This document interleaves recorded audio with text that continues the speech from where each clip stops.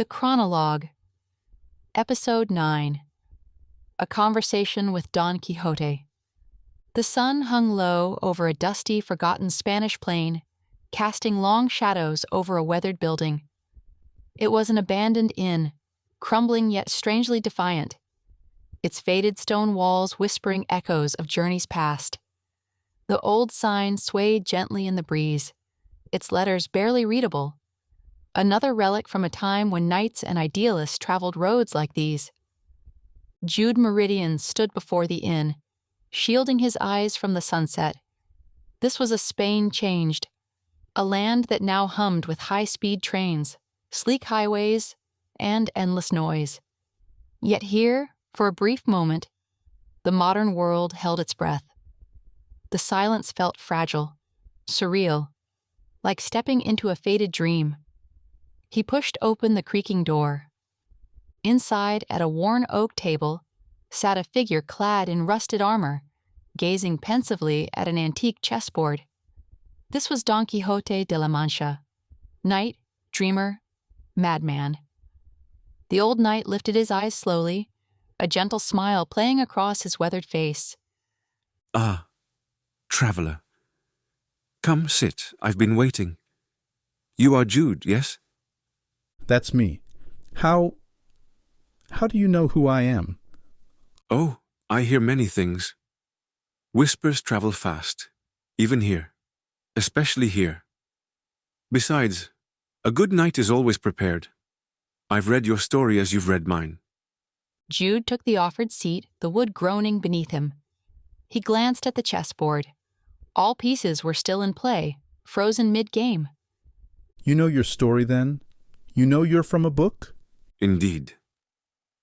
Cervantes told the world my tale, and they've retold it endlessly. I suppose there's madness in that too, the endless echoing. Yet is it madness or immortality? I haven't decided." "Maybe a little of both. People still debate whether you were mad or if we're just too cynical to understand your idealism." "Ha! The question itself answers the question, doesn't it? Cynicism is the modern shield. Easier to mock the knight than believe in dragons. Tell me, what world do you come from, Jude? A world that laughs at dreams, or still dares to chase them?" Jude hesitated, absorbing the weight of the knight's gaze. "Honestly, a bit of both. The world today mocks dreamers, yet secretly admires those who defy convention. We criticize loudly but yearn quietly." "Ah, then little has changed. It was always thus. The innkeeper mocks, the crowd jeers, but alone, in the quiet dark, each heart longs to tilt at windmills. Tell me, Jude, does your world still have windmills?" "More than ever, though they're hidden behind screens and systems. We call them social media, politics, misinformation. Modern windmills spin faster, and fighting them feels even more futile." "Yet fight them you must. It is never truly futile, though always utterly foolish. Foolishness, dear Jude, is the mark of true bravery. Only a fool dares to imagine a better world." The knight leaned back, armor creaking softly, gazing into some distant memory. "Tell me of Spain, Jude. How fares my beloved land?" Spain's modernized, advanced in so many ways. High-speed trains, vibrant cities, global tourism, but there's unrest too. Politics are loud, divisive. Traditions clash with new ways of life. It's vibrant and complicated. Progressive, yet deeply nostalgic. Sounds familiar indeed. Spain is ever the paradox. It dreams big, yet mourns small losses. Has the spirit of adventure faded? Not entirely. Spaniards still dream, create, and push boundaries. But idealism often feels subdued, cautious. Perhaps the stakes feel too high now. High stakes? Have you forgotten I charged at giants with nothing but a lance and dreams? Stakes were never higher. The greatest adventure is always undertaken precisely because failure is probable. Success is merely the accidental outcome. Don Quixote chuckled softly, his laughter gentle and weary. Tell me, Jude, I have heard whispers of a place called Solaris, a distant realm, crafted by one named Tarkovsky. They say I am referenced there. Is this true? Yes, in Tarkovsky's film Solaris, one of the astronauts quotes Sancho Panza. He uses it to reflect on humanity, loss, and memory. He wonders whether humans, like you, might prefer delusions to reality, because reality can be unbearably painful. The knight's face softened, eyes growing thoughtful. Painful, indeed. Reality often wounds more than any dragon. Poor Sancho, wise beyond his years, wiser perhaps than even I understood. But delusion, that, dear Jude, is a harsh term. Is it delusion to seek beauty in a world determined to be ugly? Not delusion, perhaps, but hope? Precisely. I am the embodiment of humanity's stubborn hope, foolishly persistent. To some, I am tragic. To others, comic. Yet to all, I remain necessary. What else do modern souls speak of me? Your story has inspired countless novels, films, even songs. There's Picasso's famous sketch, ballets, musicals. Your name itself has become an adjective, quixotic, to describe idealistic yet impractical endeavors. The knight's laughter echoed through the inn, genuine delight mixing with gentle irony. So, the mad knight becomes an adjective. Perhaps that is immortality. The final triumph or the ultimate mockery, I have not decided. Does modernity remember Sancho kindly? They do. He's often seen as the realist to your dreamer, the necessary balance. Ah, dear Sancho. In truth, he was the bravest of us both, for he saw clearly, yet still followed. That is loyalty, Jude. That is friendship, the bravest delusion of all. The fading sunlight cast long shadows across the room, wrapping the night in gentle darkness. Jude watched quietly, sensing their time was finite. Do you think me mad, Jude? Answer truthfully. I shall not take offense. Clock number. Not mad. You're brave. Brave enough to see the world as it should be rather than as it is. Then perhaps you carry a bit of Quixote in you as well. Remember, madness is merely perspective, and bravery is simply choosing your illusions wisely. The knight stood slowly, armor clinking as he turned towards the window, gazing into the darkening horizon.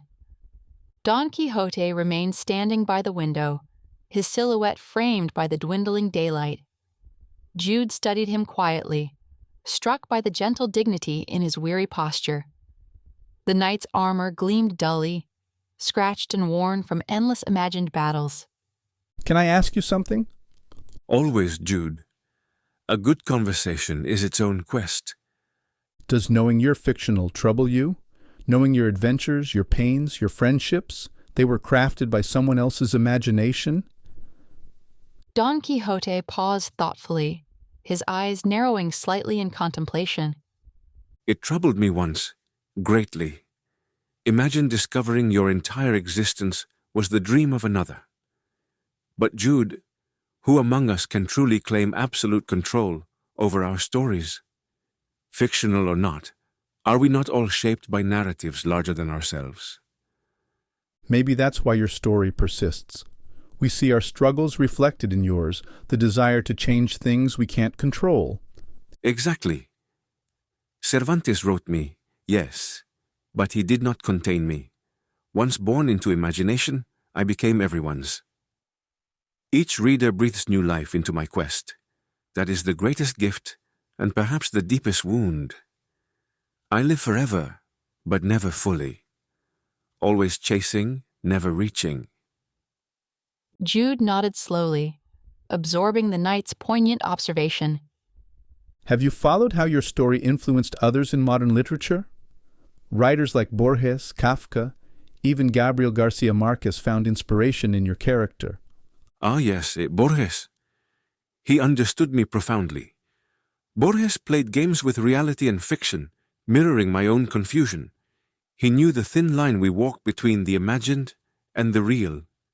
And Garcia Marquez, he saw my madness as beautiful, a spark igniting Latin America's endless magic realism. I find great comfort in that. In Tarkovsky's Solaris, your reference is subtle but powerful. Chris Kelvin uses your story to grapple with his inability to separate memory from truth. Kelvin and I share the same burden. Memories become dragons. We chase them or flee them, never truly understanding their power.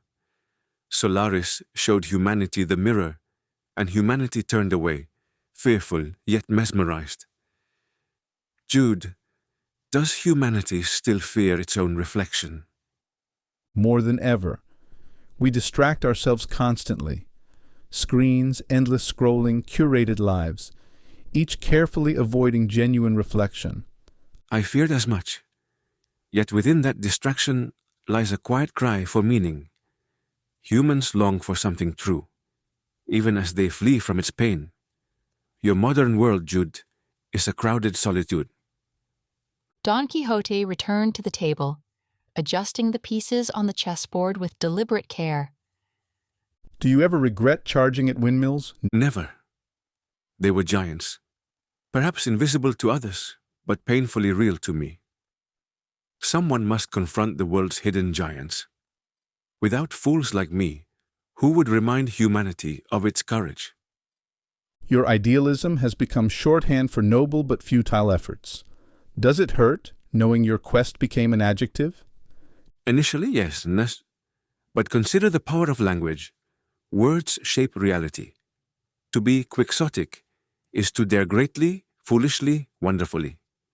If humanity keeps daring, perhaps someday the impossible will cease to be unreachable.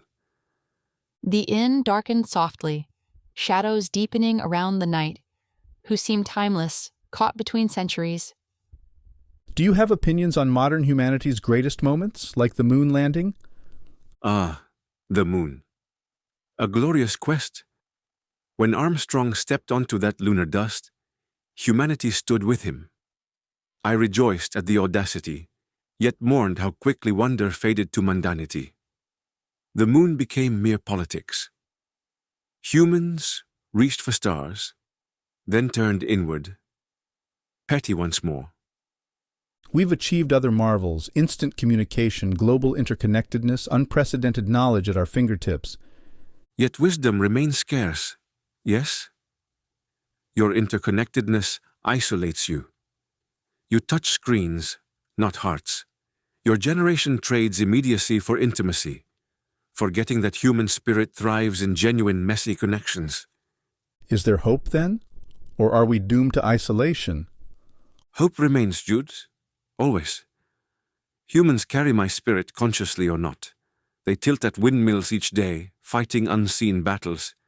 Even behind screens, hearts yearn for courage, for adventure, for connection. Humans dream, Jude. And dreams are immortal. Don Quixote glanced gently toward the door, where the darkened sky glowed softly with emerging stars. You speak of dreams often. What do you dream of now, Knight of La Mancha? My dreams now are simpler. Jude, peace, kindness, understanding. I've charged at many giants, and perhaps peace is the greatest one, yet undefeated. Tell me, in your world, does peace still seem like folly? Unfortunately, yes. The modern world often values strength over kindness, victory over understanding. Then your world needs more fools. Fools brave enough to dream peace into reality. Perhaps you'll help them remember how. Jude smiled softly, touched by the knight's earnestness. Your hope is contagious. Hope must be contagious, Jude. It spreads quietly, steadily, unseen until it is everywhere, like wind or laughter or love. The knight fell silent, eyes bright with quiet passion, the inn wrapped in the gentle tranquility. The silence stretched between them, not empty but filled with thoughtful companionship. There's something beautifully tragic in how you see humanity. Tragedy is the price of beauty, Jude. To live fully, one must embrace sorrow as freely as joy. Life, after all, is quixotic. The night shifted slightly, armor creaking faintly as Jude considered this paradox, the quiet darkness surrounding them growing more intimate. Tell me one thing before we continue our journey, Jude. Do you see dragons in your world? Or only windmills? Sometimes dragons, often windmills, but it's getting harder to tell them apart. Then you have begun your quest, my friend. That confusion, that willingness to believe, means your adventure has already started. Outside, the sky fully surrendered to stars, and the night leaned back, eyes reflecting the celestial light. The room filled with calm anticipation, both men knowing their conversation had only just begun. The stillness lingered comfortably between Jude and Don Quixote, broken only by the faint whisper of wind against the aging stones of the inn. The chessboard lay untouched now, forgotten amidst their conversation, pieces poised eternally in an unfinished battle. Jude took a slow, deliberate breath, sensing the timelessness in this moment. He glanced at the knight, whose gaze seemed distant yet deeply present, contemplating stars and windmills alike. Jude leaned forward gently, his voice quiet yet probing, seamlessly threading their dialogue deeper into the night. You mentioned humanity's spirit earlier, the quixotic drive within all of us. Do you truly believe every person carries some piece of you? Don Quixote's eyes warmed, flickering with an ember-like intensity as he turned back to Jude, the ancient armor softly reflecting the gentle light. Indeed, Jude, in every human heart lies a hidden madness, a passion that whispers to them in quiet hours, urging them to pursue dreams that seem impossible. It is the very essence of humanity, to seek meaning even when none appears to exist. This madness, my friend, is what keeps your world spinning. Yet many today would argue we've lost that drive, that idealism is now overshadowed by pragmatism, by cold calculation. They say dreams have been replaced by ambitions measured only in tangible rewards. Ah, but what greater folly is there than to measure dreams by tangible reward? Pragmatism has its place, Jude. Yet the greatest leaps of your modern era, the very inventions, ideas, and visions your world now holds dear, began as impossible dreams. Flight, electricity, voyages to the moon, each began as a laughable fantasy, and each, in turn, became reality precisely because a few brave souls refused practicality. Jude nodded thoughtfully, absorbing the knight's words, which resonated gently through the dusty inn, like quiet echoes from centuries past. If you could witness any event from modern history, what would intrigue you most? Your moon landing, certainly. It has always captivated me deeply. But perhaps even more, the fall of the Berlin Wall. The image of ordinary souls rising to tear down barriers, crafted from fear and division. That is pure, quixotic defiance. A moment when humanity briefly remembered its courage. I envy those who lived it, Jude. I envy their clarity. And modern Spain, how does it seem to you now compared to your time? Spain was always a land of contradictions, my friend. It appears that remains unchanged. I see her fiercely modern, yet still holding on to traditions with a quiet desperation. In her vibrant cities, I sense the endless tension between forward movement and deep nostalgia. She remains forever quixotic, passionate, flawed, beautiful. The knight's voice grew softer, reflective, layered with subtle melancholy. Yet I also sense her weariness, Jude. The battles she fights now are less clear, more shadowy. Her heroes no longer ride openly into battle, but quietly resist the noise, the overwhelming tide of cynicism and confusion. Speaking of confusion, Do you think our modern age has made reality harder to discern? Yes, painfully so. Your devices deliver limitless information, yet offer little wisdom. Truth itself seems splintered into countless reflections, yet within that chaos, humans seek something solid, something authentic. That, Jude, is why my story endures. Humanity craves the simplicity of idealism, even when cloaked in madness. A quiet breeze drifted through the cracks of the ancient inn, stirring softly around them, almost like a whisper from the land itself. You've said before that madness and courage are intertwined. Do you ever regret your madness? Regret it? Number, I embrace it. My madness, if that's what they call it, is my greatest strength. Without madness, who would dare to challenge giants disguised as windmills? Madness gave me purpose, Jude. And purpose, I've learned, is what every soul seeks, whether knowingly or not. The knight adjusted himself gently in his seat, the armor creaking with dignity. Jude watched as Don Quixote's eyes filled with a playful spark. Tell me, Jude, do you carry any impossible dreams of your own? Jude hesitated briefly, caught off guard by the directness of the knight's question. Maybe. Sometimes at least. But like most people today, I often doubt whether pursuing them is worthwhile. It seems easier to stay grounded in realism. Realism, my friend, is merely the comfortable refuge of the timid. It costs nothing, risks nothing, gains nothing extraordinary. Dreams, however, they cost greatly, but they reward infinitely more. Yet so many dreams go unrealized. Indeed they do. But tell me, which do you think weighs heavier on a heart? The pain of failing to reach a dream, or the regret of never having dared to pursue it at all? Jude paused, absorbing the quiet weight of Don Quixote's question.